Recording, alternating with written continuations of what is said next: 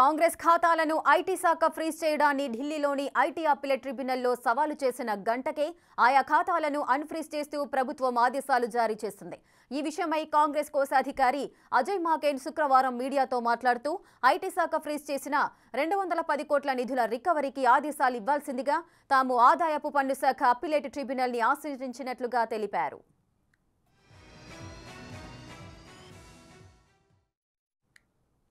Party జారీ చేసిన చెక్కులు చెల్లడం లేదని సమాచారం అందిన వెంటనే కాంగ్రెస్ అధిష్టానం అప్రమత్తమైందని, అన్ని ఖాతాలు ఫ్రీజ్ అయినట్లు తమ దృష్టికి వచ్చిందని వివరించారు. ఎన్నికల నోటిఫికేషన్కు కొద్ది రోజుల ముందుగా ప్రధాన ప్రతిపక్ష పార్టీ నిధులను ఫ్రీజ్ చేసి అధికార పార్టీ ఏం సందేశం ఇవ్వాలనుకుంటున్నారని విమర్శించారు. తమ పార్టీ ఎన్నికల కార్యకలాపాలను అడ్డుకోవాలనే దురుద్దేశంతోనే తమ నిధులను నిలిపివేశారని మాకెన్ ఆరోపించారు.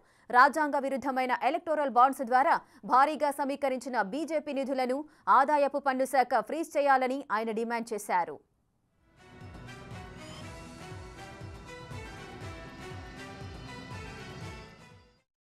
నిధుల స్తంభనపై కాంగ్రెస్ అధిష్టానం ఇన్కమ్ ట్యాక్స్ అప్పీలేట్ ట్రిబ్యునల్ని ఆశ్రయించిన వెంటనే కేంద్ర ప్రభుత్వం తన తప్పును సరిదిద్దుకుంటూ ఉత్తర్వులు జారీ చేసింది.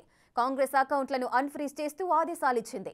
ఎన్నికల కార్యకలాపాలకు ఆ నిధులను కాంగ్రెస్ వాడుకోవచ్చని ప్రభుత్వం తెలియజేసింది. Appeared for the Indian National Congress before the ITAT bench, Delhi, and it was court number 1, where I said that all bank accounts of Congress party of the AICC have been frozen, which means in the coming festival of elections, one of the largest stakeholders will not be able to participate. We will not be able to take up any expenditure whatsoever, whether it is movement of vehicles, people, yatras, anything at all connected with these elections. The court heard me for some time. I said, we have very good case on facts. We had filed a return on time. It is being misconstrued, and only for that reason, we can't be punished disproportionately. Number 2, our revenues for that particular year was 198 crores, and we spent admissible expenditure that was incurred was 197 crores, and how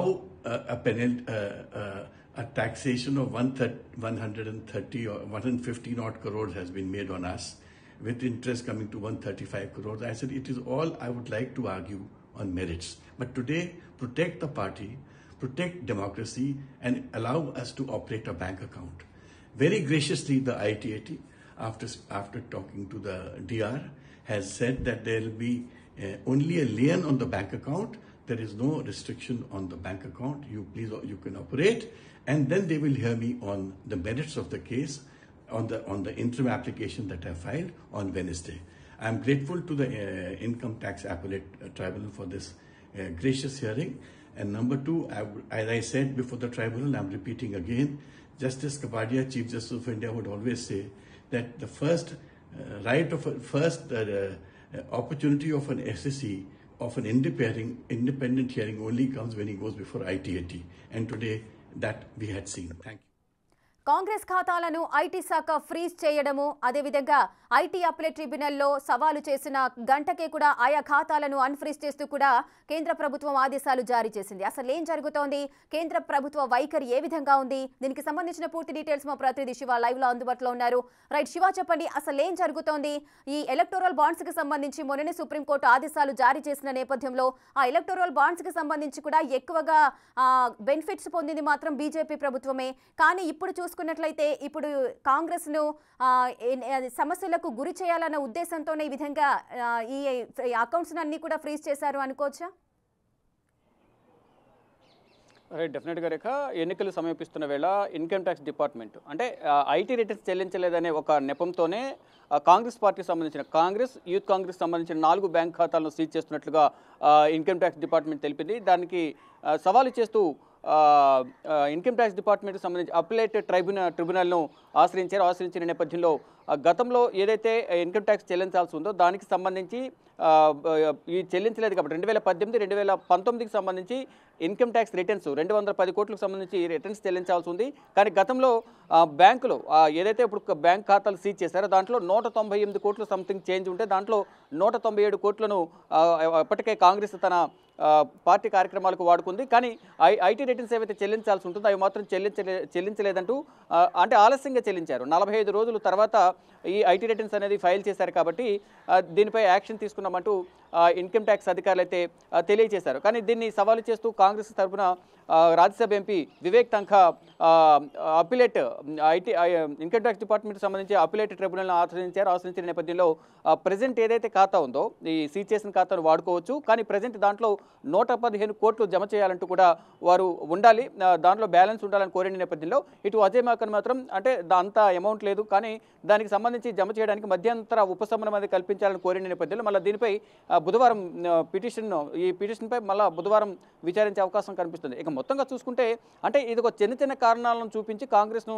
ఇబ్బందికి గురి చేయాలనే ఉద్దేశంతో ఇటువంటి account freezing కార్యక్రమాలకు పాల్పడుతుంది BJP. కానీ ప్రధాని నరేంద్ర మోడీ ఆధ్వర్యంలోని ఈ దర్యాప్తు సంస్థలు డిపార్ట్మెంట్స్ అన్ని కూడా వారికి అనుసరణలు నడుస్తున్నాయనేది ప్రధానంగా అజయ్ మాకన్ కానీ అటు రాహుల్ గాంధీ, జైరాం రమేష్, కాంగ్రెస్ పార్టీ జాతీయ అధ్యక్షులు మల్లికార్జున గారికి ప్రతి ఒక్కరు కూడా కాంగ్రెస్ పార్టీకి సంబంధించిన అకౌంట్స్ను ఫ్రీజ్ చేయడంపై కేంద్ర ప్రభుత్వంపై ఆగ్రహం వ్యక్తం చేస్తున్నారు. అంటే ఇదొక ఐటీ డిపార్ట్మెంటే కాదు, కేవలం ఇటు అన్ని దర్యాప్తు సంస్థలను కూడా మోడీ వారికి అనుసరణలో నడిచే విధంగా కూడా చేస్తున్నారు. ఈ నేపథ్యంలోనే ప్రతిపక్ష పార్టీలు మరి ముఖ్యంగా కాంగ్రెస్ అనేది జాతీయ స్థాయిలో ప్రత్యర్థిగా ఇండియా కూటమి అనేది బలోపేతం అవుతుంది రోజు రోజుకు. దానికి సంబంధించి ఫర్ ఎగ్జాంపుల్ మనం చూసుకుంటే రానున్న లోక్సభ ఎన్నికలు కానీ అసెంబ్లీ ఎన్నికలకు కానీ జాతీయ పార్టీ కాబట్టి ప్రచార కార్యక్రమాలకు సంబంధించి కానీ వాహనాలకు సంబంధించి కానీ పార్టీ ఫండ్స్ అందరూ కూడా ఇస్తూ ఉంటారు. ఆ పార్టీ ఫండ్స్కి సంబంధించిన ఖాతాని సీజ్ చేశారు కాబట్టి దాంట్లో ఇంకా పార్టీ ఫండ్స్ వస్తూ ఉంటాయి కాబట్టి అవి డ్రా చేసుకుని వాడుకునే విధంగా కూడా అందరూ చూసుకుంటూ ఉంటారు. కానీ అకౌంట్ను ఫ్రీ చేయడం వల్ల వీరి అవసరాలకు ఏవైతే ఉంటాయో ఆ డబ్బును వాడుకోకుండా ఉండే విధంగా కూడా చర్యలు తీసుకునేందుకే ఐటీ డిపార్ట్మెంట్తో ఈ అకౌంట్ను ఫ్రీ చేయించారనేది ప్రధానంగా కాంగ్రెస్ పార్టీ నేతలు ఆరోపిస్తున్నారు. అయితే ప్రజెంట్ ఏదైతే కోర్టు తీర్పునిచ్చిందో income tax department appellate tribunal ఏదైతే తీర్పునిచ్చిందో దాన్ని అక్కడికి ఆశ్రయించిన నేపథ్యంలో ఉపశమనం అయితే కల్పించారు. ప్రజెంట్ అంటే ఆ సీజును వ్యత్యేస్తూ అకౌంట్ను వినియోగించుకునే విధంగా కూడా ఇప్పుడు ప్రజెంట్ వెసులుబాటు కల్పించారు. కానీ మళ్ళీ దీనిపైనే బుధవారం మరొకసారి విచారణ కొనసాగించనుంది. అంటే మొత్తంగా చూసుకుంటే ఇక్కడ అకౌంట్ ఫ్రీ చేయడమే కాదు, అంటే ప్రభుత్వాలను కూలగొట్టడంలో కూడా ప్రధానంగా దర్యాప్తు సంస్థలను వినియోగించి అక్రమ కేసులు బనాయించి ప్రధాని నరేంద్ర మోడీ ఇష్టానుసారం వ్యవహరిస్తున్నారనేది ప్రధానంగా ప్రతిపక్ష పార్టీలు ఆరోపిస్తున్నాయి. దానిలో భాగంగా ఇటు కాంగ్రెస్ పార్టీకి సంబంధించిన నేతలు కూడా ఆగ్రహం వ్యక్తం చేసిన పరిస్థితి నెలకొంది. అంటే 2018-2019కి సంబంధించి ఇంతకుముందు చెప్పినట్లుగా ఆదాయ పన్నుకు సంబంధించి రిటర్న్స్ చెల్లించకపోవడం వల్లే అందులోనూ ఆ రిటర్న్స్ కూడా ఇన్కమ్ ట్యాక్స్ రిటర్న్స్ అనేవి 45 రోజులు లేటుగా ఫైల్ చేశారనే ఉద్దేశంతోనే ఆ అకౌంట్ను ఫ్రీ చేసినట్లుగా కూడా ప్రధానంగా తెలుస్తోంది. దానిలో భాగంగా మొత్తం చూసుకుంటే కనుక ఈ ఆదాయ పన్ను శాఖకు సంబంధించి ఎంతకుముందు చెప్పినట్లుగా అప్పిలేట్ ట్రిబ్యునల్ ఇన్కమ్ ట్యాక్స్ సంబంధించి అప్పిలేట్ ట్రిబ్యునల్కి వెళ్ళడం వల్లే అంటే కొన్ని గంటల్లోనే ఇన్కమ్ ట్యాక్స్ అకౌంట్ను ఫ్రీజ్ చేసింది. ఇన్కమ్ ట్యాక్స్ డిపార్ట్మెంట్ అధికారులు అకౌంట్ సీజ్ చేశారు. ఇమీడియట్గా అప్పిలేట్ ట్రిబ్యునల్ ఆశ్రయించిన నేపథ్యంలో అక్కడ కాంగ్రెస్ పార్టీకి వెసులుబాటు కల్పిస్తూ ఈ అకౌంట్స్ ఏవైతే ఉన్నాయో ఫ్రీజ్ని ఎత్తేసి వాడుకునే విధంగా కూడా చర్యలు తీసుకోవచ్చు అంటూ కూడా కోర్టు తీర్పునిచ్చింది. మళ్ళీ దీనిపై అంటే ఏదైతే 115 కోట్లకు సంబంధించి దానిలో బ్యాలెన్స్ ఉండేలాగా కొనసాగించాలని కోరారో ఐటీ రేటింగ్స్కి సంబంధించి దానికన్నా అనుకున్న దానికన్నా తక్కువే ఉంది అమౌంట్. దానికి సంబంధించి మధ్యంతర ఉపశమనం అంటే ఇంకా కొంత సమయం ఇవ్వాలి ఆ యొక్క దాంట్లో అమౌంట్ బ్యాలెన్స్ను చూపించడానికి కోరిన నేపథ్యంలో దీనిపై విచారణ అనేది వచ్చే వారం బుధవారానికి అయితే వాయిదా వేశారు. అంటే మొత్తంగా చూసుకుంటే ప్రత్యర్థి పార్టీ ఏదైతే ఉందో కాంగ్రెస్ పార్టీ రానున్న రోజుల్లో పార్టీని లేకుండా చేయాలనే ఉద్దేశంతోనూ మరోవైపు అంటే ప్రతిదీ కూడా ఏ ప్రచార కార్యక్రమాలకు సంబంధించి వాహనాలకు సంబంధించి కానీ పార్టీ కార్యక్రమాలకు సంబంధించి అన్నిటి కూడా ప్రతిదీ డబ్బుతో ముడిపడి ఉంటుంది.